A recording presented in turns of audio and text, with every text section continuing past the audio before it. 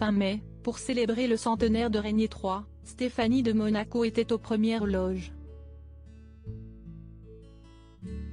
Discrète comme à son habitude, elle était pourtant le chef d'orchestre des festivités organisées sur le Rocher.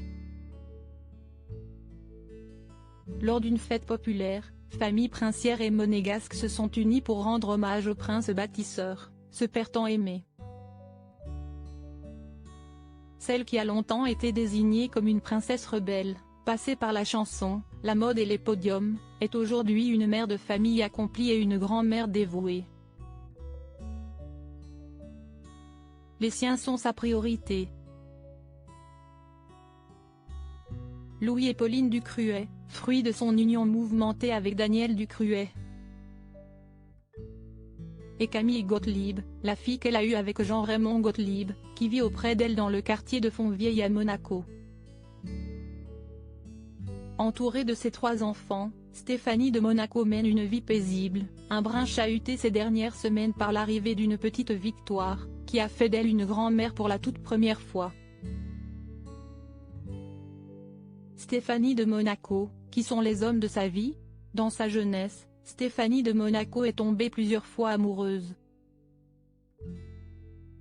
Diverses liaisons médiatiques comme par exemple Paul Belmondo ou encore Anthony Delon et 2 mariages.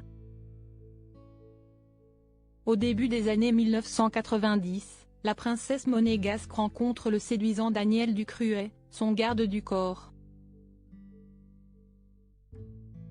Leur idylle secrète et passionnée va vite être ébruitée. Ensemble, ils auront 2 enfants.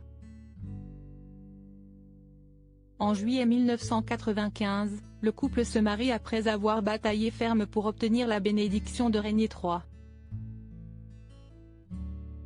Un mariage éclair, qui va prendre fin l'année suivante.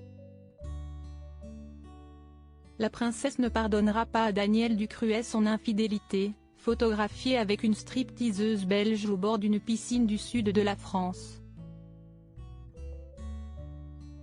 Stéphanie de Monaco tombera par la suite amoureuse d'un autre homme, également chargé de sa sécurité, il s'agit de Jean-Raymond Gottlieb. Pas de mariage, mais un enfant, une fille, prénommée Camille. En septembre 2003, la cadette de Régnier III veut encore croire en l'amour, et décide d'épouser l'acrobate Adam Lopez Pérez. Mais l'année suivante, le couple officialise son divorce. Stéphanie de Monaco, ces hommes qui ont marqué sa vie. Stéphanie de Monaco, qui sont ses 3 enfants? De ces différentes unions, 3 enfants sont nés. Stéphanie de Monaco est devenue mère une première fois d'un garçon prénommé Louis en 1992, fruit de ses amours avec Daniel Ducruet. En avril dernier, il est devenu à son tour papa d'une petite Victoire, avec sa femme Marie Chevalier, épousée en 2019. Stéphanie de Monaco a donc eu le bonheur de devenir grand-mère pour la première fois. La princesse est également maman de 2 filles, Pauline Ducruet née en 1994 et Camille Gottlieb en 1998. Passionnée de mode, la première a créé sa marque de prêt-à-porter baptisée Alter.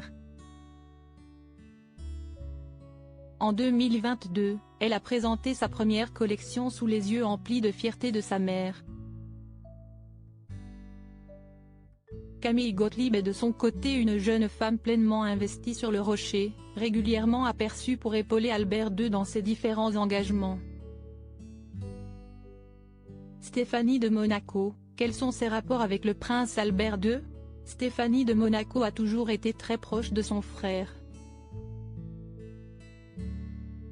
Meurtri par ses relations amoureuses, Albert II est bien un homme qui ne la décevra pas. Très protecteur depuis leur enfance, le souverain monégasque sait l'écouter et la rassurer. On a des rapports magnifiques, comme des jumeaux, avait résumé avec pudeur la Benjamine de Grimaldi. Elle qui n'aime rien de moins que la quiétude loin des caméras sait répondre présente quand son frère a besoin d'elle.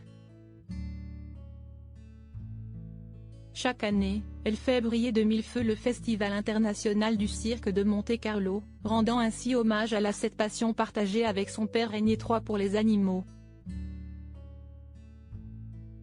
Stéphanie de Monaco, est-elle proche de Charlène de Monaco?